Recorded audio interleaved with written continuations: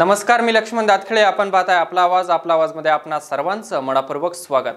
जुन्नर कृषी उत्पन्न बाजार समितीचे सभापती रघुनाथ लेंडे यांच्यावर 13 संचालकांनी अविश्वास ठराव दाखल केला आहे. सभापती लेंडे विश्वासात घेत नाहीत व बाजार समितीच्या हिताला बाधा आणत असल्याचे अविश्वासाच्या ठरावात नमूद केले आहे. या अविश्वासाच्या ठरावामुळे बाजार समितीचा सावळा गोंधळ चव्हाट्यावर येऊ लागला आहे. बाजार समितीमध्ये काही खाबुगिरी तर होत नाही ना, याविषयी संशयही निर्माण होत आहे. या अविश्वास ठरावामुळे जुन्नर तालुक्यात राजकीय भूकंप होण्याची शक्यताही व्यक्त होऊ लागली आहे. सभापती रघुनाथ लेंडे यांच्यावर अविश्वास ठराव का दाखल केला असेल, याबाबत आपला आवाजचे कार्यकारी संपादक सुरेश वाणी सर यांनी सभापती रघुनाथ लेंडे यांच्याशी केलेली बातचीत पाहूयात. जुन्नर कृषी उत्पन्न बाजार समितीचे सभापती रघुनाथजी लेंडे आपल्या सोबत आहे. या बाजार समितीचा कारभार गेले 20 महिन्यामध्ये अतिशय चांगला चाललेला आहे. बाजार समितीचे माजी सभापती संजयराव काळे यांचा कारभार चांगला नसल्यामुळे जुन्नरच्या शेतकऱ्यांनी रघुनाथजी लेंडे यांना सभापती बनवलं. मात्र संजयराव काळे यांनी या काही संचालकांना, जवळजवळ 13 संचालकांना हाताशी धरून रघुनाथजी लेंडे यांच्यावर अविश्वास ठराव दाखल केलेला आहे. रघुनाथजी लेंडे विश्वासात घेत नाही, बाजार समितीच्या कारभारामध्ये काळवेळ करतात, गाळ्यांचा लिलाव करताना पैशांची हेराफेरी होते, अशा प्रकारचे गंभीर आरोप त्यांच्यावर केले जातात. आपल्यासोबत लेंडे साहेब आहेत, आपण जाणून घेऊयात. लेंडे साहेब, आपल्यावर अविश्वासाचा ठराव दाखल झालेला आहे, काय सांगाल आपण? वाणी साहेब, जुन्नर बाजार समितीची 2014-15 साली निवडणूक झाली. त्याच्यापूर्वी पीडीसी बँकेची पण निवडणूक झाली आणि त्यावेळेला मी शेतकऱ्यांमध्ये फिरलो, तालुक्यामध्ये सर्वसामान्य शेतकऱ्यांमध्ये गेलो आणि त्यावेळेला मागच्या 10 वर्षामध्ये संजयराव काळेंनी शेतकऱ्यांचं कसं अहित केलं आहे, कसे पैसे खाल्लेत, किती ठिकाणी भ्रष्टाचार केला आहे, अशा प्रकारचं सगळं शेतकऱ्यांपुढं मांडलं. काय अशी 4-2 उदाहरणं सांगाल? त्याची उदाहरणं सांगायची तर नारायणगावमध्ये जे 110 गाळे शेतकऱ्यांना किंवा व्यापाऱ्यांना दिलेत, त्याच्यामध्ये एक गाळा फक्त संचालका देऊन बाकी सगळे गाळे त्यांनी 3-3, 4-4 लाख रुपये देऊन त्यावेळेला वाटले.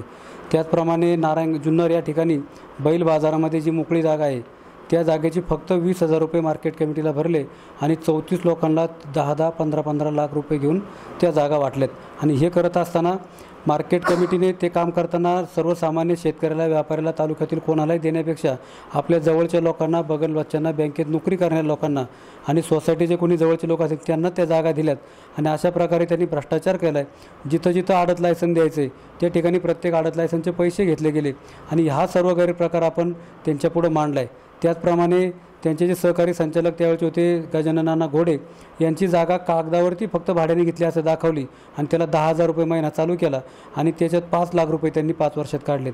अशा प्रकारचे अनेक उदाहरणं आहेत की जी संजय काळेंनी भ्रष्टाचार केला, कोट्यवधी रुपये कमवले आणि त्या पैशातून मग लोकांपुढं सगळं मांडल्यानंतर ज्यावेळेला लोकांनी बँकेला मला नाकारलं, कारण तो ठराविक मतदान होतं. परंतु जेव्हा मार्केट कमिटीची निवडणूक लागली त्यावेळेला आम्ही सर्व ग्रामस्थ, शेतकरी, सभासद एकत्र झालो. आम्ही स्वतःचं पॅनल केलं आणि संजय काळेंच्या विरोधामध्ये सर्वच्या भूमिका आम्ही त्यांच्यापुढं मांडल्या. त्या लोकांना पटल्या. लोकांनी आम्हाला भरघोस मताने आमचे 12 संचालक निवडून दिले. त्यामध्ये आमचे अतुल शेठ बेनके असतील, वल्लभ शेठ बेनके असतील किंवा आशाताई बुचके असतील, यांनी आम्हाला चांगल्या प्रकारची मदत केली. त्यांच्या खरं तर मदतीने, नेत्यांच्या मदतीने आम्ही 12 लोक निवडून आलो आणि जी 12 लोक निवडून आली त्यापैकी 11 लोकांनी बिनविरोध मला 3 ऑक्टोबर 2015 साली मला सभापती पदाची संधी दिली. सभापती पदावर आल्यानंतर पूर्वीचा 9-10 वर्षाचा मला मार्केट कमिटीत काम करण्याचा अनुभव असल्यामुळं त्या ठिकाणी संजयरावांनी ज्या चुका केल्यात त्या आपण टाळायच्या. मग ते करत असताना नारायणगाव या ठिकाणी जे ओव्हरहेड तारा आहे का, जिथं 2 लोक मृत्युमुखी पडली होती, त्या तारा अंडरग्राऊंड करण्यासाठी संजय काळेंनी टेंडर काढलं होतं 33 लाखाचं. ते टेंडर आम्ही रद्द केलं आणि मोंटो कार्लो कंपनीला तिथला मुरुम द्यायचा आणि त्या मुरुमातून संस्थेलाही फायदा होईल आणि संस्थेचा जो टेंडरचा खर्च आहे 33 लाखाचा तो वाचेल. लेंडे साहेब, त्या मुरुमाच्या प्रकरणामध्ये तुम्ही सुद्धा काही पैसे घेतलेत असा विरोधक आरोप करतात. माझं म्हणणं असं आहे की मोंटो कार्लो कंपनी त्या ठिकाणी तो मुरुम उचलते, त्याच्यामध्ये मुरुमाची क्वांटिटी पाहावी, माती किती निघाली हे पाहावी आणि पुढच्या बाजूला जो आपण माती खाली केली ती जमीन सपाटी करण्यासाठी, त्याचा कुणी पण त्या ठिकाणी चौकशी करावी, त्याप्रमाणे त्याची मोजणी करावी आणि जी काही जादा रक्कम निघेल जी जादा मुरुम उचलला गेला असेल त्या कंपनीला आपण दावा करूया, त्यांच्याकडून ते पैसे आपण घेऊया. त्याच्यामध्ये कुठल्याही प्रकारची अडचण असण्याचं काही कारण नाही. कारण मुद्दा असा आहे की आपण त्यांना मुरुम उचलायला परवानगी दिली, माती नेल्या नाही. मग मुरुमाची जी रक्कम होईल ती त्यांनी आपल्याला 100% दिली पाहिजे. अशा प्रकारची आपली भूमिका त्यांनी आपला करार केलेला आहे. आणि त्याच्या ज्यांच्याकडे कोणाचं त्यात किती ब्रास गेले हे जर आकडा असेल तर तेवढ्या ब्रासवर आपण त्यांच्याकडे कोर्टात दावा करून ती रक्कम वसूल करू शकतो. लेंडे साहेब, तुमच्यावर दुसरा एक गंभीर आरोप होते. तुमच्या मुलाचं आळे फाट्याला शाही थाटामध्ये लग्न झालं, सगळा खर्च बाजार समितीच्या माध्यमातून केला असा एक आरोप होतोय. आणि आळे फाट्याला जे डाळिंब मार्केट सुरू केलं यातही आपण दलाली घेता असाही आरोप होतोय. वाणी साहेब अतिशय चांगले प्रश्न विचारलेत. डाळिंब मार्केट सुरू केले, मागच्या पाडव्याच्या वेळेला आपण त्याचं उद्घाटन केलं. 11 लोकांना आपण तिथं लायसन दिलीत. त्यांनी कोणत्या संचालकांनी काय केले मला कुठल्या प्रकारचं माहीत नाही. रघुनाथ लेंडेंनी एकटं कुठं काय केलं नाही आणि त्याबाबत कोणाची काही तक्रार नाही. खरं तर कोणाची जर तक्रार असेल आणि ते कुणी काय त्याच्याबाबत काय देणं घेणं केलं असेल त्याची मी नक्की चौकशी करेन. तुम्ही जर एवढे सज्जन आहात तर 13 लोक तुमच्यावर अविश्वास ठराव दाखल कसं करू शकतात? मला पुढचा विषय अजून सांगायचा राहिला. माझ्या मुलाचं 19 मे 2017ला आता लग्न झालं. खरं तर त्याच्या अगोदर 1 महिना मी माझी टोटो कंपनीत असणारी 45 गुंठे जमीन 75,000 रुपये गुंठेनी 34 लाख रुपयाला नागपूरच्या कंपनीला विकली आहे. ते पैसे सगळे माझ्या कागदावर आलेत आणि मला खात्री की माझ्या मुलाचं लग्न करताना मला एकच मुलगा आहे आणि त्याच्यात जर कोणी म्हटलं काही तर तुम्ही एवढे पैसे कुठून आणले काय केलं तर ते कागदावरचे 34 लाख रुपये माझ्याकडे आहेत. मी कागदावर लोकांना खर्च केला आहे. त्यामुळे मार्केट कमिटीवरती माझं काय अडलं नाही. मी पूर्वी पण संचालक होतो. मी माझ्या गावात सोसायटी चालवतो. कुठल्याही प्रकारचे समोरच्या पैशावरती किंवा 2 नंबरच्या पैशावरती माझं कुठले अडत नाही. आता पण मी ज्यावेळेला माझं काम करतो मार्केट कमिटी असेल किंवा सोसायटी असेल पारदर्शीपणे काम करण्याचा माझा उद्देश आहे आणि त्याला मी बांधील आहे. तुमचं काम एवढं चांगलं असताना हे सगळे संचालक मंडळ तुमच्यावर नाराज का? त्यांची संख्या 13 आहे. त्याचं कारण असं आहे वाणी साहेब, मी पूर्वी पण 10 वर्ष काम केलं आहे. संजय काळे साहेबांची एक पद्धत असायची की त्याच्यामध्ये 10-12 संचालकांना एक गाळा किंवा एखादी जागा द्यायची आणि बाकीच्या 100-50 गाळे असेल ते स्वतः टाकू वाटून त्याचे पैसे स्वतः कमवायचे. पूर्वीच्या काळी जाहीर लिलावणी देण्याची पद्धत नव्हती, त्यामुळे त्या संचालकांना लाभ मिळायचा. आपल्या तालुक्यामध्ये आज एक अशी धारणा आहे की कृषी उत्पन्न बाजार समितीला संचालक म्हणा सभापती म्हणा जर निवडून गेला तर त्याला फार पैसे तिथं मिळतात. म्हणजे इकडं पंचायत समितीला जी काही रेस नाही तेवढी रेस मार्केट कमिटीला असते.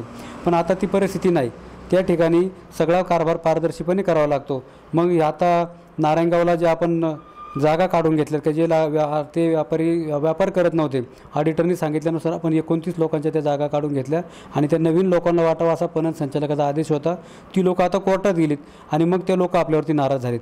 दुसरा मुद्दा, जुन्नरला संजय काळेंनी ज्या 44 जागापैकी 34 जागा स्वतःच्या मर्जीतील लोकांना वाटल्या 10-10, 12-12 लाख रुपये घेऊन, त्या जागामध्ये त्या लोकांचे अर्ज नाहीत. त्यांचे खरं तर शासकीय मूल्य 70,000 रुपये होतं असताना यांनी फक्त 20,000 रुपये देऊन त्या जागा वाटल्यात आणि मग संस्थेचा तोटा केला आहे. खरं तर आजही त्या जागा जर आपण ताब्यात घेऊन परत वाटल्या तर संस्थेला त्या एका जागेपोटी कमीत कमी 10-10, 12-12 लाख रुपये फायदा होईल. 5-5 लाख रुपये तरी कोणी देईल आणि मग त्यावेळेला 40 जागांचे जर आपल्याला 2 कोटी रुपये होतात. संजय रावांनी फक्त 8 लाख रुपये त्याचे गोळा घेतलेत. मग ज्यावेळेला तुम्ही म्हणता इतर ठिकाणी भ्रष्टाचार झाला आहे, 2-2.5 कोटी तोटा झाला आहे, तुम्ही ज्या जागा वाटल्या त्याच्यात 2-2.5 कोटी रुपये संस्थेचे खरोखर बुडाले, याच्याबाबत तुम्हाला काही सोयरसूतक नाही. त्याचप्रमाणे जुन्नरचे जे काही 91 गाळे पूर्वी आपण बंद पाकिट पद्धतीने लिलावाने विकले, त्यावेळेलाही संजय रावांनी त्या ठिकाणी 10-15 लोकांचे पैसे घेतले होते. तसा त्यांनी ठराव केला होता की यातले 15 गाळे संस्थेकडे जमा राहावेत आणि मग ते गाळे आपण इतर संस्था असेल, वकील असेल, व्यापारी त्यानंतर संस्था भाड्याने देईल. म्हणजे तसा तुम्ही ठराव केला. त्याचप्रमाणे 45 गाळ्याचा आता आपण जाहीर लिलावाने विक्री केली, त्या ठिकाणी सुद्धा तुमचा ठराव आहे की त्यातले 15 गाळे शिल्लक राहावेत आणि ते संस्था स्वतःच्या अखत्यारीत देईल. आणि रघुनाथ लेंडे किंवा माझं संचालक मंडळ आल्यानंतर आपण 91 गाळे बंद पाकिट पद्धतीने सर्वांना दिले. जुन्नर परिसरामध्ये तुम्ही कुठेही जा, सर्वांना विचारा का त्याच्यामध्ये रघुनाथ लेंडेने काही अपार केला आहे का. तुम्ही माहिती घ्या. तुम्हाला 2 लोक त्यांच्या गटाचे का ज्यांना गाळा मिळाला नाही, ज्यांना त्याचा लाभ झाला नाही, 2-5% लोक माझ्याबाबत बोलतील. कारण पूर्वी त्यांना सवय लागली का संजय काळेच्या जवळ राहिले का आपला काहीतरी फायदा होतो. पण आता त्या लोकांना काहीच फायदा झाला नाही. सर्वसामान्य लोकांना त्या ठिकाणी ते गाळे मिळाले, लोक समाधानी आहेत.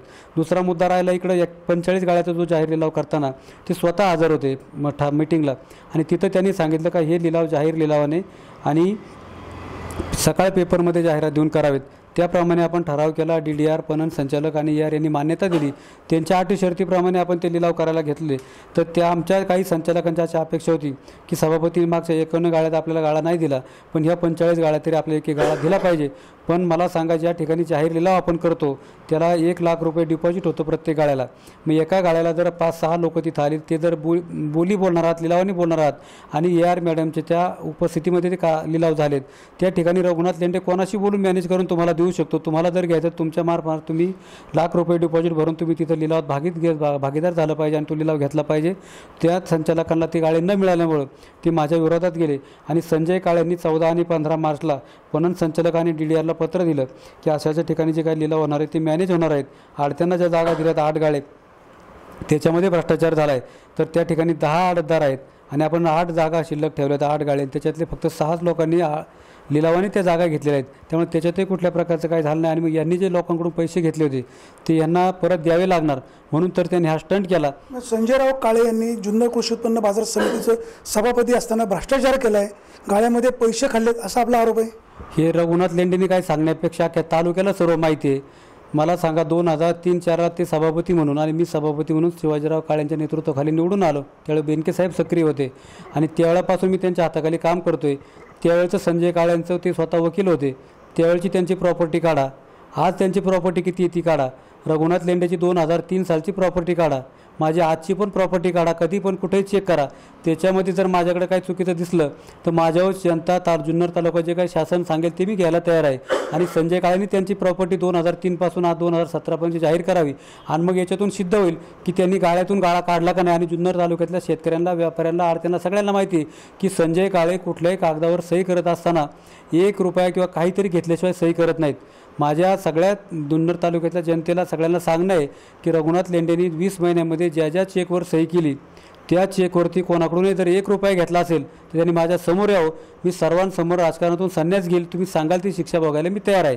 लेंडे साहेब, बाजार समितीचा आळेपाटा येथे गाळे आहेत, त्यातला एक गाळा आपण स्वतःच्या नावावर केला, पंचायतीला मालकी हक्कात तुमचं नाव लावलं, हे कसं? खरं तर तो गाळा मी संचालक नसताना 1999 साली आणि त्यावेळेला कुठल्याही प्रकारची लिलावाची पद्धत नसताना अर्ज करून तो गाळा मला मिळाला. तो गाळा मी त्यावेळेला संचालक नसताना मला मिळालेला आहे. 2002-03 साली बाजार समितीची मालमत्ता तुमच्या नावावर कशी करू शकता? त्याचा मी खुलासा करतोय. खरं तर त्यानंतर मी 2004 साली संचालक झालो. 99 साली तुम्हाला तो गाळा मिळाला. त्यावेळेला त्या गाळ्यात माझ्या नावावर 99 वर्षाचा करार माझ्याकडे असताना कराराची पद्धत नव्हती म्हणून मार्केट कमिटीने ठरावाने त्या ग्रामपंचायतला असं सांगितलं की हा गाळा 99 वर्षा कराराने आपण त्यांना दिलेला आहे म्हणून 8 सदरी ग्रामपंचायतच्या 8 सदरी त्यांचं नाव लावण्यास हरकत नाही. परंतु मला गॅस एजन्सी मिळण्यासाठी फक्त ते आपण खास तरतूद केली होती. मला गॅस एजन्सी मिळत नाही असं लक्षात आल्यानंतर त्याच ठरावाने परत कॅन्सल करून तो गाळा परत आता मार्केट कमिटीच्या नावावर आहे. साहेब, ही फसवणूक होत नाही का मग? ही त्यावेळेच्या सभापती आणि सचिवाने केली. मी अर्ज करून दिल्यानंतर त्यांनी ते करून दिले ना मला. त्याच्यात माझा वैयक्तिक काही दोष नाही त्याच्यामध्ये. आणि मार्केट कमिटीला फसवण्याचा उद्देशच नाही. आजही आपण ग्रामपंचायतमध्ये कुठलीही जागा जर भाडेकरांनी घेतली किंवा 99 वर्षाच्या कराराने जर घेतली तर ती ग्रामपंचायतला आपल्या नावावर होती. हे आमच्या पिंपळवंडीमध्ये सुद्धा उदाहरण आहे. याच्यात काही फसवणूक असण्याचं काहीच कारण नाही. बाजार समितीमध्ये गेले 20 महिने तुम्ही चांगला कारभार केला असं तुम्ही म्हणताय, मग हे सगळे संचालक मंडळ तुमच्या विरोधात का गेले, याची कारणं काय असतील? खरं तर ही कारणं सांगताना काही जाहीर बोललं नाही पाहिजे. परंतु माझ्यातले जे बाजूला संचालक गेलेत हे बिचारे काही अडचणीमुळं कर्जबाजारी झाले, त्यांना आर्थिक अडचणी आहेत. आणि रघुनाथ लेंडे काम करत असताना मार्केट कमिटीच्या हिताला पहिलं प्राधान्य देतो, शेतकऱ्यांच्या हिताला प्राधान्य देतो. मार्केट कमिटीच्या संचालकांचा लाभ नंतर पाहिला जातो. आणि मग हे सगळं पाहून माननीय माजी सभापती संजयराव काळे यांनी हे 45 गाळे वाटपाचं प्रकरण बाहेर काढलं आणि त्याच्यामध्ये मार्केट कमिटीचा 2-2.5 कोटीचा तोटा झाला आहे. आणि तो जर मी कोर्टामध्ये गेलो, खरं तर हायकोर्टात त्याने रिट पिटिशन पण दाखल केली आणि त्याच्यामध्ये कुठल्याही मार्केट कमिटीच्या परवानगीच्या पत्राच्या शेवटी याच्यामध्ये जर काही कायदेशीर बाबीचा प्रश्न उद्भवला तर त्याला मार्केट कमिटीचे संचालक मंडळ जबाबदारी असं एक पत्र नेहमीप्रमाणे वाक्य असतं. त्या वाक्याचा आधार घेऊन यांनी संचालकांना बिथरवलं आणि सांगितलं का हे 2-2.5 कोटी रुपये तुम्हाला भरून द्यावे लागतील आणि मग तुम्ही काही त्याच्यामध्ये उतरू नका. परंतु मार्केट कमिटीचे 45 गाळे लिलाव करताना त्या गाळ्यांची मार्केट व्हॅल्यू खरं तर 5,60,000 रुपये आहे. त्याचं शासकीय मूल्य 7,30,000 रुपये आहे. आणि मार्केट कमिटीने वरच्या मजल्यावरचे गाळे 7.5 लाख रुपये, मधल्या मजल्यावरचे गाळे 12 लाख रुपये आणि तळमजला खरं तर अंडरग्राऊंड बेसमेंट म्हणतात त्याला, ते गाळे 8 लाख रुपये किमतीला आपण ठेवले. त्या पद्धतीने त्याचे लिलाव झाले. साधारण 4 ते 4.5 कोटी रुपये त्या गाळ्यांची शासकीय किंमत होत असताना मार्केट कमिटीला त्याच्यापेक्षा जास्त पैसे मिळालेले आहेत आणि त्याच्यामध्ये कुठल्याही प्रकारचे तोटा झालेला नाही. परंतु यांनी चुकीचं सांगितलं आणि जर तुम्ही या गाळ्यांच्या बाबत जर माझ्याबरोबर आलात तर मी तुम्हाला 20-20, 25-25 लाख रुपये देईल आणि आपण रघुनाथ लेंडेवर आयुष्यात आणू अशा पद्धतीने संचालकांना बिथरवलं. माझे काही संचालक खरं तर आर्थिक अडचणीत असल्यामुळे आणि रघुनाथ लेंडेबरोबर राहून आपल्याला 5 वर्षात काही मिळणार नाही अशा प्रकारची त्यांची धारणा झाल्यामुळे ते त्या लाभाला किंवा त्या लोभाला भुललेत आणि म्हणून तर खरं बाजूला गेलेत. माझी त्यांना अजूनही विनंती आहे, मार्केट कमिटीचं हित पाहून जर आपल्याला काम करायचं असेल तर संजय काळे किती पैसे देतो याच्यापेक्षा मार्केटचं हित कशात आहे, आपल्याला जनतेने निवडून काय दिले, संजय काळेच्या विरोधात आपल्याला निवडून दिले. तुम्हाला जर रघुनाथ लेंडेचा कारभार मान्य नसेल तर मला कधी राजीनामा द्यायला सांगा, मी राजीनामा देतोय. आपल्या 12 संचालकापैकी कुणालाही सभापती उपसभापती करा, माझी त्याला संमती राहील आणि माझा राजीनामा तयार राहील. फक्त संजय काळेला बोलून जर आपण एवढे पैसे घेऊन जर जाणार असाल तर त्याची बाकी आपण काळजी केली पाहिजे, विचार केला पाहिजे. मी जाहीर हे सांगणार आहे की ज्या संचालकांनी हे पैसे घेतलेत, सगळ्यांनी घेतले नाहीत, परंतु ज्यांनी पैसे घेतलेत त्यांच्या 2-4 दिवसामधल्या एंट्र्या पहा. किती पैसे घेतले? साधारण 20 ते 25 लाख रुपये. 20 लाख रुपये अगोदर त्यांच्याबरोबर येण्याचे आणि काल सह्या केल्या त्याचे 5-5 लाख रुपये, असे प्रत्येकी 25 लाख रुपये दिले. साधारण 8 ते 10-12 संचालकांना त्यांनी. चर्चा अशी होते की एका राजकीय पक्षाच्या तालुका अध्यक्षाने तुमच्या संचालकांना संजयराव काळे यांच्या घरी नेलं आणि पैशाचं वाटप पण झाले. ही गोष्ट खरी आहे. 4 दिवसापूर्वी तालुक्याचे एका पक्षाचे प्रमुख यांनी त्यांच्या 4 संचालकांना बोलून घेतलं आणि सांगितलं की आपल्या नेत्यांचं म्हणणं आहे की ह्या सभापतींनी आपल्याला काही फायदा होणार नाही. जर संजय काळेंना सभापती केलं तर भविष्यात तो आपल्याला पक्षाला मदत करेल, त्याचा आपल्याला फायदा होईल, पण हा सभापती आपल्याला मदत करत नाही. याच्यामुळे आपल्या एका गटातला जिल्हा परिषद सदस्य पडला आहे, म्हणून आपण याच्या विरोधात जाऊ. तुम्हाला जे काही पैसे लागतात ते पण मी द्यायची व्यवस्था करतो. या सर्वांना त्यांनी एकत्रित माझी सभापतीच्या बंगल्यावर नेलं. तिथं जर कुठं CCTV असेल तर तुम्हाला ते सगळं दिसेल. आणि त्यांनी त्याच मार्केटमध्ये किंवा इतरांकडून पैसे गोळा करून त्या संचालकांनी ते पैसे वाटलेत, याचं मी जाहीरपणे सांगतो. ते जर खोटं असेल तर यांनी माझ्यावर फौजदारी करावी आणि जर खरं असेल तर जनतेपुढे येऊन सांगावं की आम्ही पैसे घेतलेत का नाही. लेंडे साहेब, तुम्ही राष्ट्रवादी काँग्रेसचे कार्यकर्ते, संजयराव काळेही राष्ट्रवादी काँग्रेसचे कार्यकर्ते. मग जर संजयराव काळे सभापती होत आहेत तर तुम्ही राष्ट्रवादी काँग्रेसचे कार्यकर्ते म्हणून तुम्हाला आनंद व्हायला हवा. खरं तर संजयराव काळे म्हणायला राष्ट्रवादी काँग्रेस पक्षात आहेत, वरती म्हणायचं वळसे पाटील माझे नेते, बेनके साहेब माझे नेते, अजितदादा माझे नेते, पवार साहेब माझे नेते. परंतु तालुक्यामध्ये जर त्यांची स्वतःची निवडणूक असेल तर राष्ट्रवादी संघटनेने त्यांचं काम करायचं आणि जर इतर कोणाची निवडणूक असेल तर यांच्याबरोबरचे सगळे कार्यकर्ते यांची सगळीच संघटना इतर पक्षाचं काम करत असते. यांनी कधी पण स्वतः सोडून इतरांसाठी कधी राष्ट्रवादीचं काम केलेलं नाही, फक्त यांच्या स्वतःसाठी राष्ट्रवादीने राहावं अशा प्रकारचा अजेंडा आहे. आत्तापर्यंत संजयरावांनी काम करताना स्वतःच्या जिल्हा परिषदच्या गटामध्ये सुद्धा जिल्हा परिषद सदस्य त्यांना कधी निवडून आणता आला नाही. फक्त स्वतःचं काम पाहायचं, स्वतःपुरतं स्वार्थ पाहायचा आणि ज्या आपल्या संस्था आहेत, मग कॉलेज असेल, खरेदी विक्री संघ असेल, मार्केट कमिटी असेल, याच्यामध्ये स्वतःचे बगलबच्चे तयार करायचे. मग आता त्यांनी गाळे वाटप करताना मागचे नारायणगावचे असेल, जुन्नरचा बैल बाजार असेल किंवा इतर ठिकाणी कुठं लाभ द्यायचा असेल तर बँकेत नोकरी करणाऱ्या लोकांना, नोकरदार लोकांना, स्वतःच्या नातेवाईकांना तो लाभ दिलेला आहे. याची आपण त्या ठराव पाहून, त्याचे नावं पाहून त्याची खात्री करू शकता.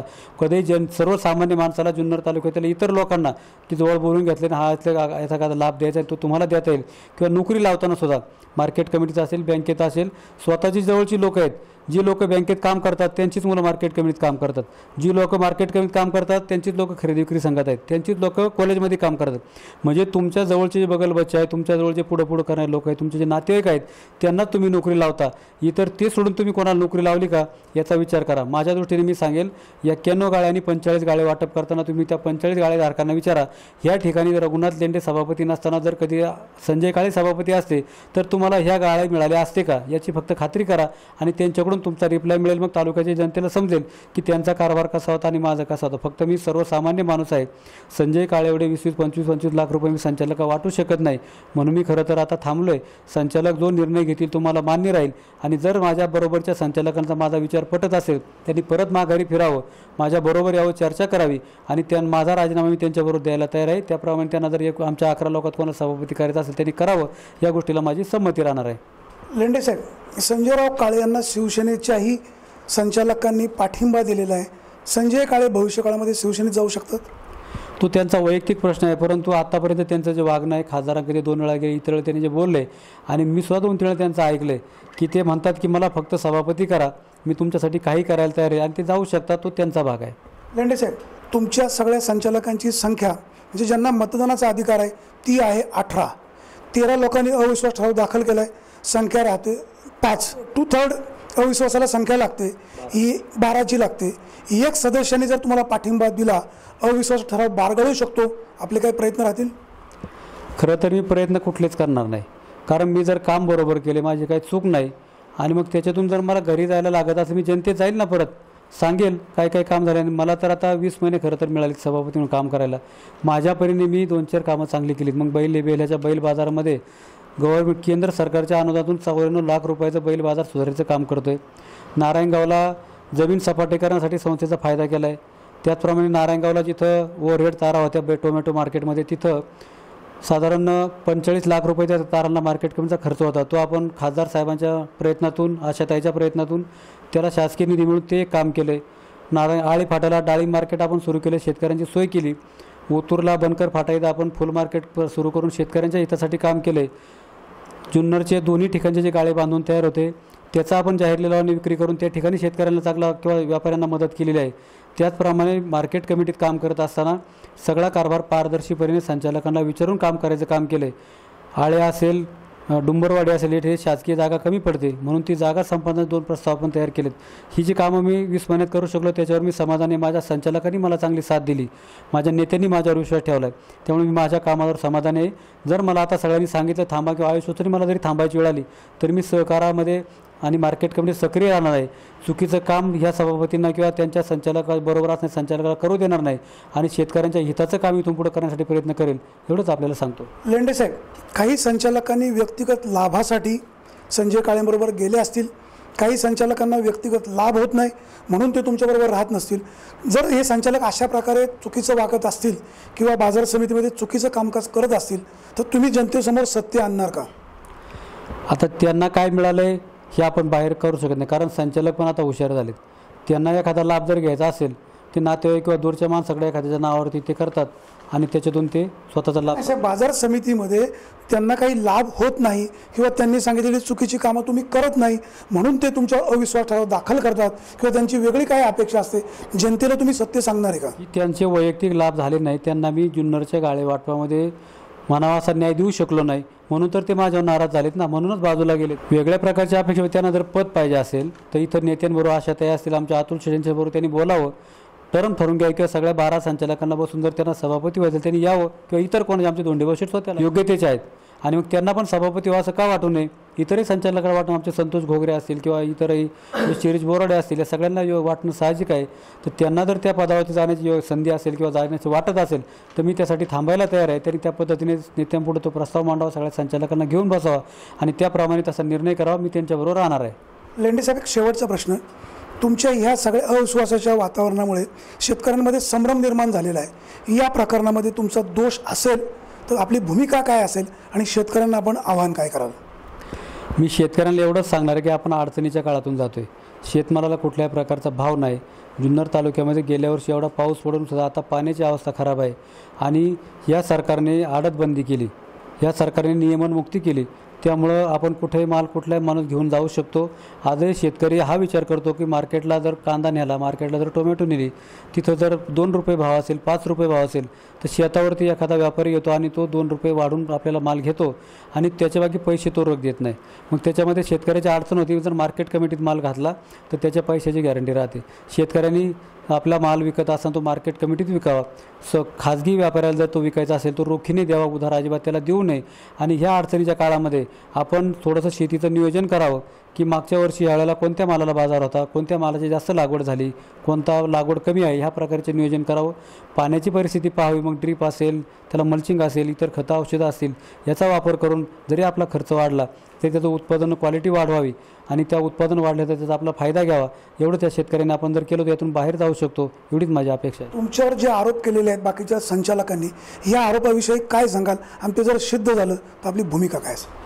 या संचालकांनी माझ्यावर जे आरोप केलेत, मी तर त्यांना सांगितलं आहे की संजय काळेंनी 45 गाळ्यामध्ये 2-2.5 कोटीचा तोटा झाला असं म्हटलं आहे. त्याची त्यांनी कोर्टामध्ये हायकोर्टात रिट पिटिशन सादर केली आहे. मागच्या 28 तारखेला त्याची कोर्टामध्ये सुनावणी झाली. त्याच्यानंतर 3 मेला त्याची सुनावणी झाली. हायकोर्टाला त्याच्यामध्ये कुठल्याही प्रकारचा इंटरेस्ट वाटला नाही म्हणून त्यांनी डायरेक्ट नोव्हेंबर महिन्याची तारीख दिली. म्हणजे मला सांगा, या कोर्टामध्ये जर 2-2.5 कोटी रुपयाचा एखाद्याचा तोटा झाला असेल. साहेब, तुम्ही थेट बोला, तुमच्या जे आरोप केलेले आहेत त्याच्यामध्ये जर तथ्य आढळलं तर आपली भूमिका काय असेल? ह्या आरोपामध्ये जर तथ्य आढळलं तर तुम्ही सांगाल तिथं जाहीर फाशी रघुनाथ लेंडे घेईल. तुम्ही सांगाल ती शिक्षा भोगायला मी तयार आहे. राजकारण तर निवृत्त होईलच, परंतु मी माझ्या कुठल्याही संस्थेत काम करताना अशा प्रकारचं काम कधी केलं नाही. माझी एक समाजामध्ये वेगळी प्रतिमा आहे. मी धाडसाने कुठली गोष्ट बोलतो, सरळ सांगतो आणि मला स्पष्ट बोलण्याची सवय आहे. कोणाला पाठीशी घालण्याची सवय नाही. परंतु मी माझ्या विकास सोसायटीमध्ये 25 वर्षे काम करतोय. माझ्या पिंपळवंडीच्या एका माणसाने सांगावं का रघुनाथ लेंडे तिथे 1 रुपयाचा भ्रष्टाचार केला आहे. मार्केटमध्ये कमिटीमध्ये काम करताना स्वामी चुकीचं काम कुठं केलं नाही. मला कुणी सिद्ध करून दिलं का रघुनाथ लेंडेंनी इथे असं काय केलं तर त्या निमित्ताने मी कुठली शिक्षा भोगायला तयार आहे. जुन्नर कृषी उत्पन्न बाजार समितीचा सभापती म्हणून रघुनाथजी लेंडे यांनी काम निश्चित चांगलं केलेलं आहे. तरी शेतकरी वर्ग त्यांच्या पाठीशी आहे. मात्र ही बाजार समिती म्हणजे सोन्याचा अंड देणारी कोंबडी आहे की काय असा समज काही संचालकांना झाला आहे. संजयराव काळे यांनी या सगळ्याचा फायदा घेऊन संचालकांना बिथरवण्याचा प्रयत्न केलाय की काय असाही संशय या निमित्ताने निर्माण होतोय. नक्कीच इथं काहीतरी पाणी मुरतंय अशा प्रकारचा आरोप होऊ शकतो किंवा काहीतरी इथं घडतंय अशा प्रकारची चर्चा होऊ शकते. सुरेश वाणी, आपला आवाज, पिंपळवंडी. याबाबत आम्ही संजय काळे यांच्याशी भ्रमणध्वनीवरून संपर्क साधला असता ते म्हणाले की अविश्वासाच्या ठरावावर 13 संचालकांनी सह्या केल्या आहेत. सभापती रघुनाथ लेंडे संचालक मंडळाला विश्वासात घेत नाहीत व बाजार समितीच्या हिताला बाधा आणत असल्याचे त्यांनी यावेळी सांगितले. आज आपण इथेच थांबणार आहोत. आपण कुठेही जाऊ नका. पाहत रहा आपला आवाज. हाक तुमची, साथ आमची. धन्यवाद.